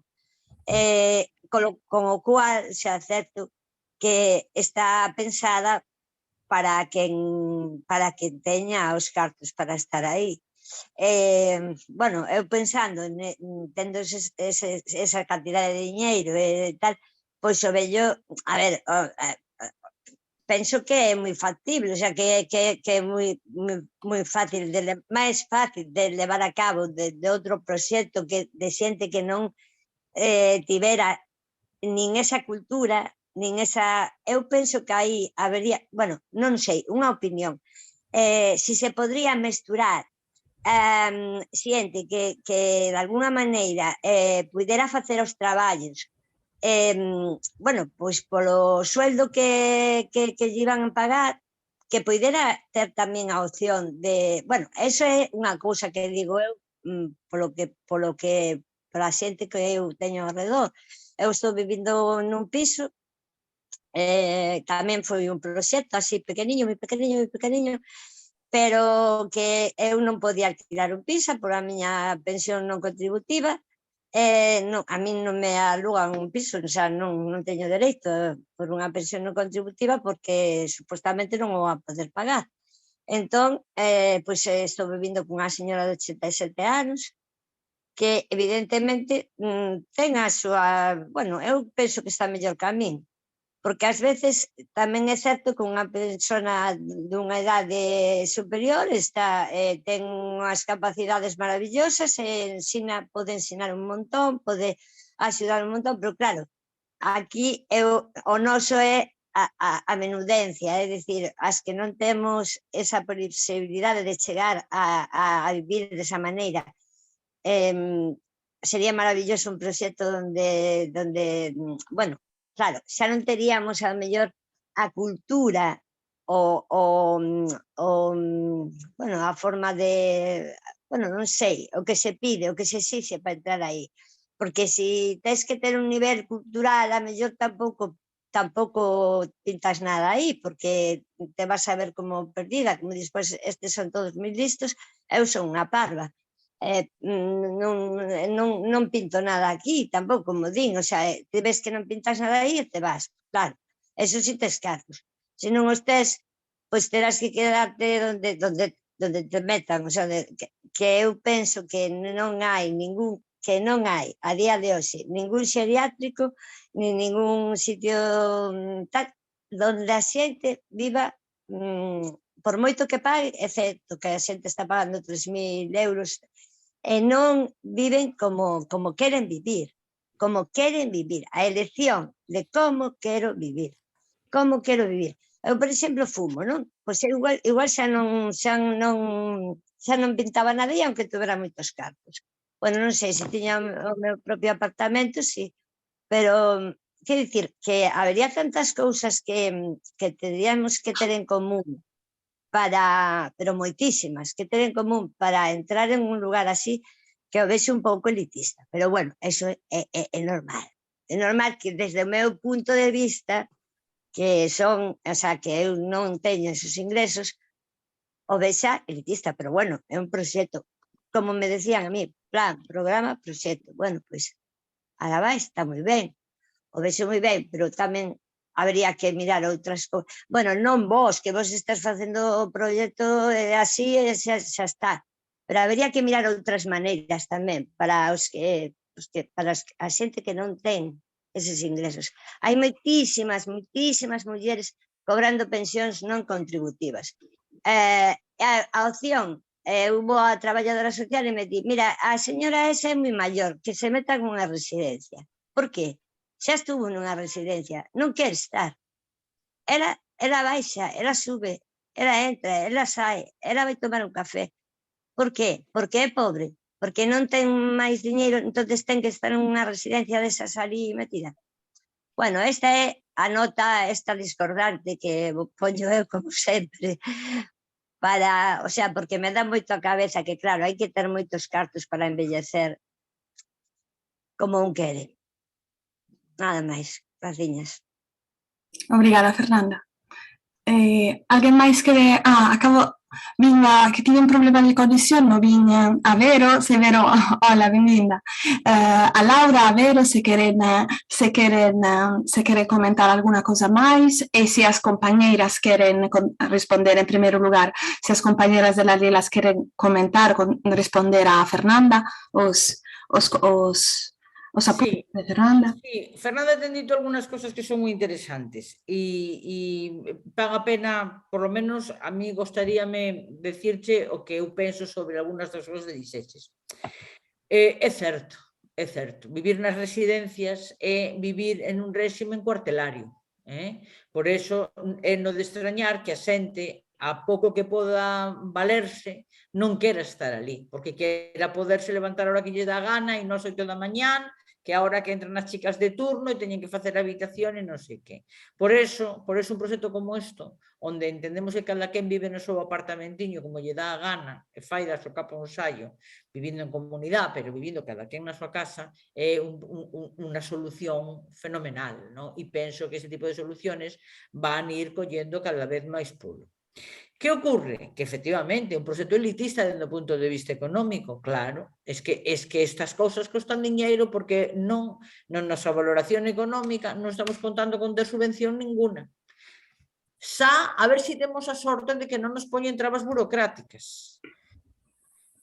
Se temos a sorte de que non nos poñen trabas burocráticas, xa nos damos con un canto nos dentes, porque nos poden facer o proxecto inviable, mesmo tendo diñeiro, porque non se asusta ás características de como teñen que ser as vivendas ou de como teñen que ser as residencias, porque é un proxecto que ni é unha urbanización de vivendas pura, onde mellor che piden uns metros cuadrados para as casas que nós non queremos ter, queremos casas moito máis pequeniñas, e queremos ter uns espacios comunes que tampouco son exactamente os que piden nas residencias. Entonces, o mellor nos atopamos con un problema burocrático que nos impide poder facer o proxecto. Así que, imagínate por riba se queremos pedir subvenciones para xente que encima non poda aportar as cantidades que como mínimo se necesitan. Entonces, completamente de acordo. E o que único que quero decir é que é verdade que este proxecto é un proxecto que o gallá se pudese estender esta forma de envellecer para todo o mundo. Pero nós o que vamos tentar é saber se conseguimos, por lo menos as 150 ou 200 personas que nos queremos asociar aquí, a ver se conseguimos envellecernos así. E a ver se cunde o exemplo. E se podemos no futuro a pedirlle ao Estado que as residencias que agora teñen cambien un poquinho o modelo, porque es que o problema é o modelo das residencias. Porque hai moitísima xente. Podo un momentiño? Hai moitísima xente que está estudando tanto integración social como atención sociosanitaria e tal, que ten vamos a ver, unha maneira de ver as cousas completamente distinta de cando vai traballar a un sitio deses. Pero claro, non che deixan facer. Non che deixan deixar que sean libres as persoas maiores. Non che deixan cantarles se che dá gana. Ou non che deixan, bueno, pois vamos a bailar un pouco. Non, ti o que tens que facer é limpiala, lavala, comer e xa está. Non. Claro, eso é o que ten que cambiar tamén. Esas outras residencias, eu chamo residencias por non chamarlle outra cousa, que a xente que vai traballar ali realmente pode cambiar as cousas, a xente que vai traballar ali, porque tamén ten interés en que cambien as cousas. Bueno, logo que empecen a contratar a xente que ou a facer uns planes igual que os planes de estudios ou que sexan diferentes, que cambie esta maneira de che meto aí quedas metida e hasta que morras. a vida eu coñeci moita xente, por exemplo, xente que era modista, xente que non lle deixaban coser, que mandaban ir a pintar. Pero por que vai a ir a pintar se era o que quere coser? A ver, é que non está tan mal feito que o voso é unha maravilla, vamos, eso é unha maravilla. A mí que me dera ter cartos, xa os poñía ahora mesmo, xa para ir pensando en entrar, e se non, que pudieran entrar outros cando chegara o momento. Me parece maravilloso. Oxalá que siga adiante, que algún día teña tempo a velo tamén. ¿Alguien más quiere comentar? Laura, Vero. Hola. Bueno, bueno, primero me presento igual para ubicar un pouco. Eu son Verónica e son traballadora social e estive traballando durante 20 anos no sector das residencias, persoas con diversidade funcional, etc. E estive vivindo 18 anos en Cataluña hasta hai pouco e nos 2 últimos anos traballei nunha cooperativa que se chama Perviura, que fai acompañamentos a proxectos de covivenda. E eu me especialicei precisamente nos proxectos de vivenda de persoas maiores e proxectos de persoas con diversidade funcional e intelectual. Me presento un pouco para ubicar, vale? Para ubicar un pouco de que lugar falo. Estive en varios proxectos como o de Madrid, en Cuenca, en Málaga, bueno, estive investigando bastante este tema. E con respecto a... Por eso, Luz, se comentaba este proxecto non tanto porque sexa igual, sino porque se non o coñecías, pois para coñecelo, para seguilo un pouco de perto, pero bueno, están nunha fase moi inicial, non? En Cataluña tamén se están comezando a abrir esa área, vale, de proxectos de covivenda para persoas con diversidade física ou intelectual. E, bueno, comentarvos que na páxina de Perviura, da cooperativa onde eu traballei, hai varias guías que desenvolvimos para a xente que quere iniciar este tipo de proxectos. E o que pasa, están en catalán, pero supoño que con algún tipo de traductor poderedes buscar a maneira de como traducilos. Sí, este que está dicindo Mariola. Creo que xa se fixeron como 3, fixemos como 2 ou 3, e bueno, para que as coñezades, pois si vos pode ser útil, vale?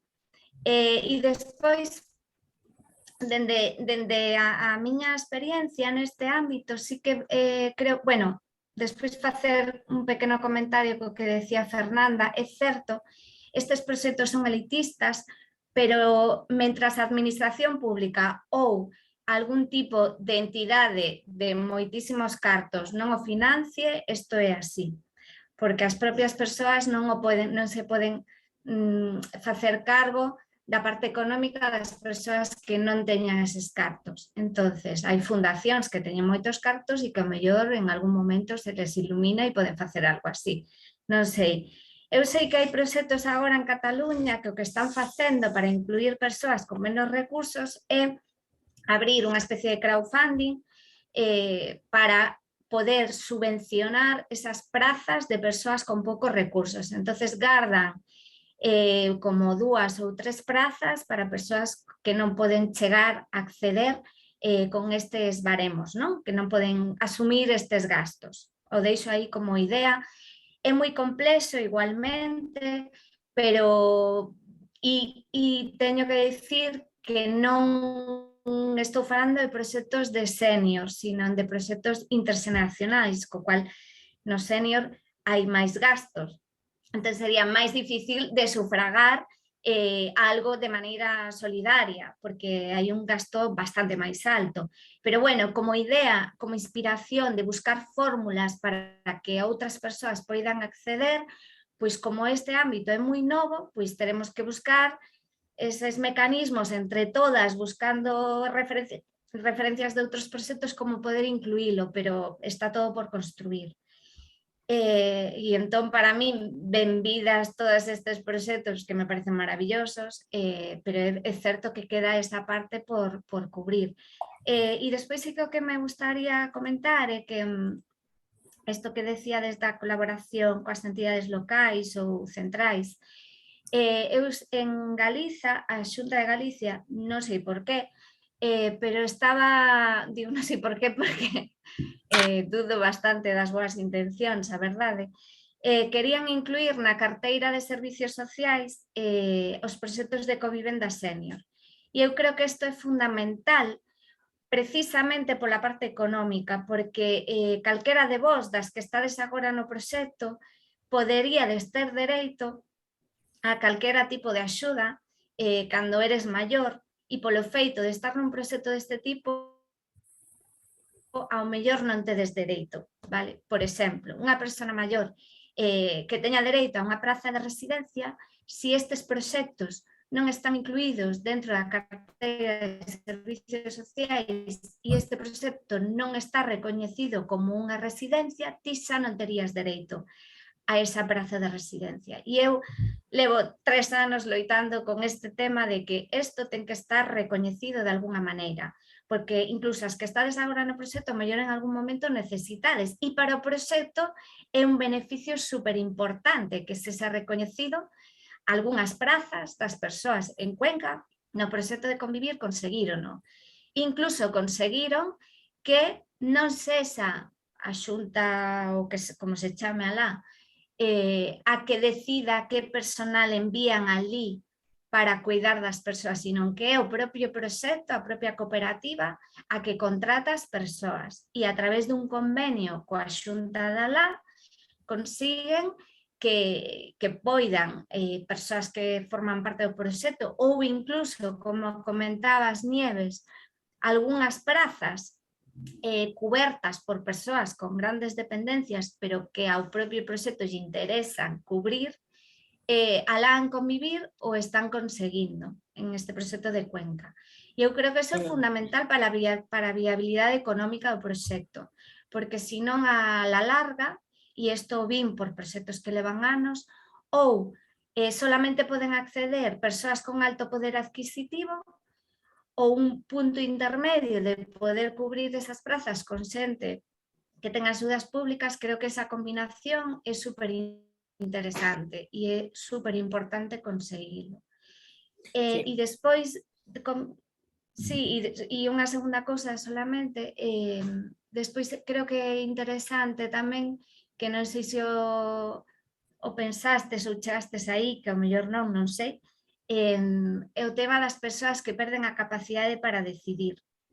O sea, cando algunha de vos teña demencia, que sucede con esas persoas? Eu creo que é importante, non sei se o falastes ou non, pero volvo a poñer como exemplo convivir, que aínda que ao mellor a nivel ideario non é co que eu concordo máis, a nivel pragmático sí que conseguiron cousas moi boas, e unha delas é que conseguiron que a propia cooperativa de vivenda sexa entidade tutelar, cousa que me parece super importante, porque se non tes fillos ou aínda que os teñas, ti non queres que decidan por ti, é importante que tú deixes por escrito quen vai a ser a persona que vai a decidir polo teu futuro, porque ao mellor os teus familiares directos te levan a unha residencia cando tú estuveches loitando durante non sei cuántos anos por estar aí e tú non queres que te leven a unha residencia, pero tú non podes decidir. Entón, o deixo aí como que non sei se o pensárades ou non, ou e eu cando acompañei a grupos me parece fundamental deixar, a partir dunha idade, calquera de nós deixar por escrito quen queres que te tutele, non?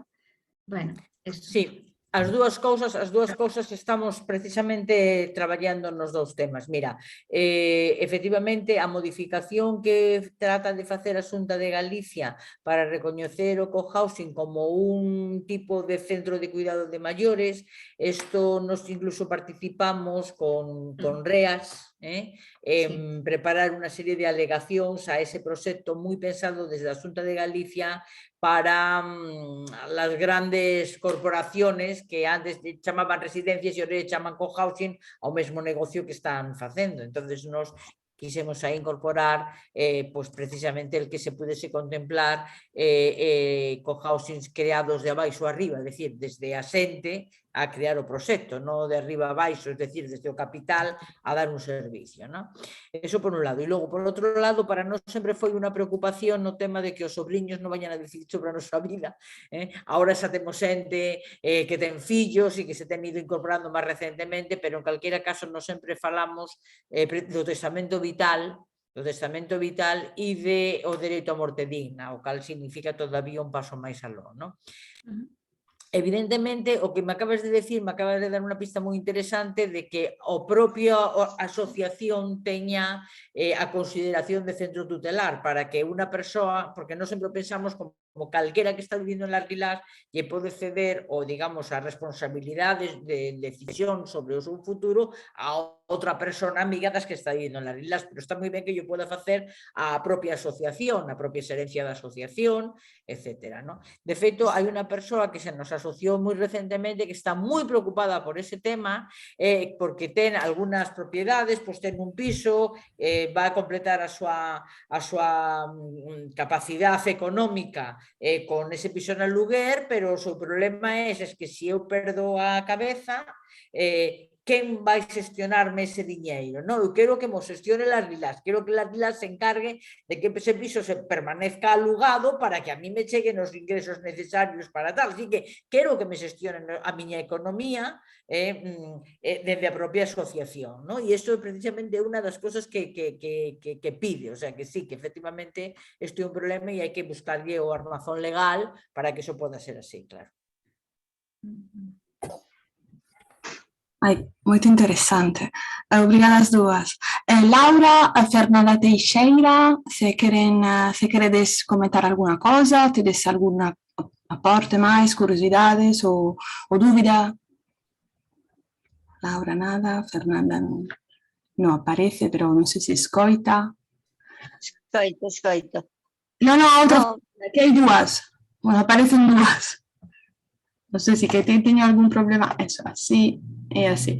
Non sei se que alguén máis quere comentar máis cousas.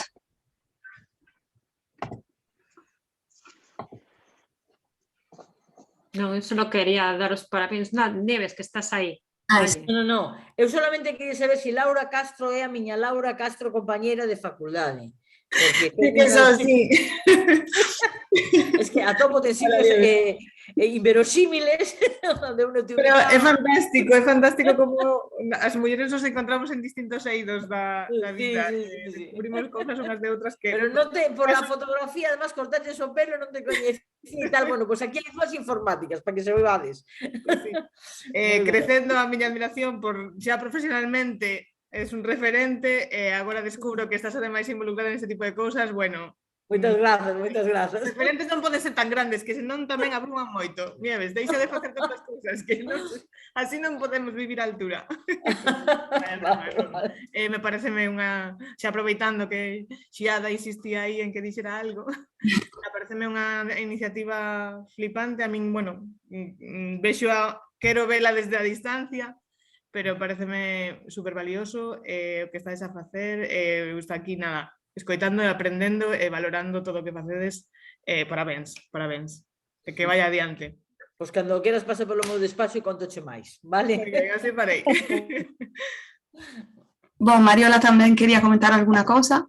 Non, eu só quería parabenizar a todas, non? Porque creo que todas as aportacións foron super interesantes de diferentes perspectivas e creo que sempre mostrando moito o tema de convivencia e de diferencia, non? Que non fecharse tampouco a outras perspectivas e outras necesidades, pero sobre todo hai dúas cousas que me interesou, non?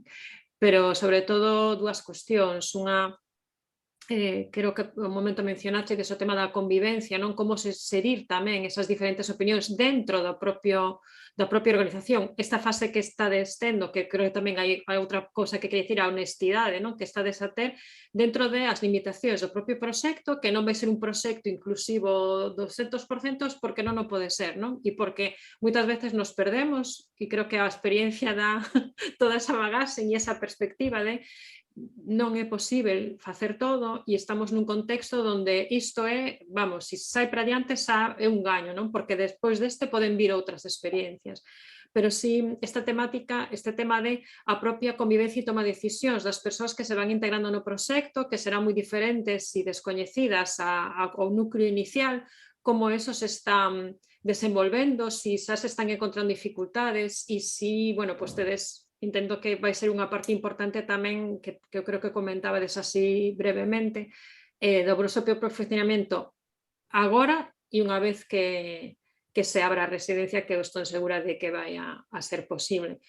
Un pouco, si me gustaría saber como estades vivindo esa parte das, máis que toma decisións, ¿no? Porque estades un momento de tomar algunhas decisións, pero... un pouco esa parte que a mí de formación profesional é o que seguro me chama máis. O que sin dificultades ou cousas que estades dicindo, bueno, pues vamos a facelo desta forma porque como se toman as decisións, como estades levando ese proceso, aparte da calma que se respira desde aquí. A ver, Ana. Non sei se... Ana, non se te escoita. O proceso é apaixonante. E ademais dá moita enerxía e hai que ter moita enerxía e tamén, bueno, como nos levamos, no meu caso son anos, quero dicir, porque eu xa son máis bella do que era cando comezamos, pero eu sempre o vivín o proxecto como unha das cousas máis ilusionantes da vida, non? Porque ao final materializar, concretar nunha idade moitas das experiencias que vas acumulando ao longo da tua vida. Entonces, tratar de concretar nun proxecto colectivo ese ideario, ese activismo e ao mesmo tempo ter que chegar a puntos de conciliación, de entender, de intentar axustar necesidades diferentes, experiencias diferentes, que non sexa unha cousa nin uniforme, nin que se afaste do modelo asistencial, deste modelo das residencias públicas e privadas que impera tan mercantilizado. En fin, eu creo que é un absoluto desafío. E a cuestión é aprender, ir aprendendo todo o tempo, non? Das experiencias. Eu creo que isto de hoxe foi moi interesante. Eu creo que a chega a de Fernanda, a de Luz, a de todas, é moi importante. A nos fainos pensar e repensar constantemente o proxecto, coñecer a experiencia de Vero, por exemplo, xa imos mirar esas outras referencias que nos apuntou, porque é todo estar aprendendo todo o tempo, non? Para intentar concretar un proxecto de vida, non? E no que sexa o máis inclusivo posible e ao mesmo tempo pois honesto, non? De verdade, agradezo moito as aportacións de todas, de verdade, creo que este foi un cafeciño efectivamente moi honesto, moi profundo, e gostei tanto de escoitar as compañeras de las RILAS de unha maneira que foron moi esclarecedoras, moi abertas, e tamén gostei destas aportacións de cada unha das persoas que participaron, porque creo que dai como unha visión máis da realidade, efectivamente, da vida. A vida hai moitísimos elementos, moitísimas necesidades diversas, e é bonito e moi feminista escoitar e facer reflectir e fazer o máis posible que o camiño sexa o máis abrangente posible. Eso é un pouco tamén o noso objetivo. O objetivo desse cafezinho era escoitar escoitar a cada unha de vós e que escoitar tamén as voces máis diversas. E a nosa idea é que no próximo número 10 aparezan todas esas voces, es decir, elaborar un artigo que vai aparecer na revista que sexa punto que reúna todo iso e que sexa tamén un desexo de forza, de boa sorte e de avante con ese proxecto, porque na realidade estamos é un proxecto moi forte, moi potente e a ver, estou certa que vamos todas conseguirlo. Non sei se alguna persoa máis quere comentar. Sí, eu que non o dixen ao principio, que eu estou super contenta e super agradecida de que fagades este proxecto, porque eu me vexo aí, absolutamente. Teño 44 anos, pero vamos, non tardarei seguramente en sumarme, porque, bueno, de ter traballado, ¿no?, dentro dese monstro que son as residencias, e non me imagino o meu futuro aí, e o teño claro, e ademais vivín en comunidade, e a pesar das dificultades, pois creo na comunidade, creo nos proxectos colectivos, e vos agradezo, pero de verdade moitísimo, porque sei que os proxectos que son pioneiros son os máis difíciles de levar a cabo, non? Porque está todo por facer, é novo, as administracións non coñecen, parece marciano todo, e é moi difícil, o sea, é un traballo moi de moito traballo que tedes que facer e para min é de agradecer profundamente, de verdade, e que me parecedes moi valentes por poñervos aí e que, nada, que calquera cousa, pois, espero coñecervos en persoa en algún espazo. Onde te ubicas ti? Onde estás ti? Pois eu estou na Laracha, ao lado de Carballo. Ah, bueno. Pues entonces para a próxima cita que teñamos en Coruña mandamos invitación ou algo. Vai nos chegar o teu correo electrónico, escríbenos ou algo, non? Sí, iba a ir a de Alexandre Bóveda, non? Que fixeste. Sí, aí en Alexandre Bóveda fixen a presentación, sí. Claro, non me cadrou ben, entón non puide ir, pero quería agora en setembro volveremos a facer novas presentacións meténdonos a un pouco en fonduras do proxecto, o réximen económico e un pouco máis nos detalles. Entonces, pois nada, estupendo que podas unirte a alguna, pero escríbenos, tes o noso correo aí na web, escríbenos, identifícate para que te teñamos fichada e podamos convocarte, ¿no?, cando vas a novas presentacións públicas, vale? De acordo? Vale, estupendo. Ah, mira, aí está o correo que está enviando Mariola, perfecto. E tamén recalcar o que decía Mariola, para min é fundamental tamén o tema grupal, o tema da facilitación de grupos, é fundamental que pouco a pouco, pois, non sei se o tedes integrado ou non, pero para a sostenibilidade dos proxectos, eu o que estudiei é que a maior parte dos proxectos non se levan a cabo adiante por temas económicos ou de xestión, sino por temas grupais. É unha pata bastante feble nos proxectos e creo que é fundamental prestarlle atención, facer formación da que poidades, bueno, coñecer un pouquiño mundo e botarlle un cable aí a parte grupal, aínda que agora non teñades conflitos, que non sei se ustedes ou non, é fundamental como crear a base de unión, de linguaxe común, e, bueno, para min é tamén fundamental, como dicía Mariola. Sin máis, xa está, o deixo aquí, gracias. Eu tamén quería... Graciñas, Neves, me apunto o correo. Hola, eu tamén quería comentar e simplemente agradecer polo aprendido hoxe, que foi moito, e ademais que, bueno, pois o convite e a aportación das compas que estiveron falando e facendo preguntas e aportando, porque o aprendido de hoxe foi moito e teremos moito que reflexionar nestas próximos días para ver como podemos implementar e debater sobre estas cuestións tan interesantes aprendidas. Obrigadísima polo convite e obrigadísima polo aprendido. Ai, gracias. Gracias. No sé si alguna persona más quiere comentar, si no podemos, bueno, podemos cumplimentarnos. ¿Alguna persona más? Puedo.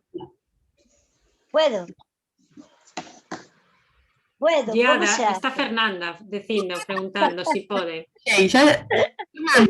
Nada, que muy bueno, una maravilla. Una maravilla, y a mí, como se me está yendo la olla, que me viene muy bien hablar de estas cosas, porque claro, la cabeza me bulle, pero luego no tengo con quién hablarlo. Entonces, esto también ayuda. Eso también viene muy bien para envejecer de alguna manera, o ir pasando el tiempo de alguna manera, viendo que todavía hay esperanzas, perspectivas y un montón de cosas por ahí, aparte de toda la morralla y mierda que tenemos alrededor. Y una cosa, no sé si hablasteis con el alcalde de Sada, pero creo que es Sada, o lo que es el contorno de Sada, sin meternos en oleiros, porque bueno, también podéis meteros en oleiros, pero que es más barato. Yo creo que ahí teníais una toca que tocar. Ya falamos con él.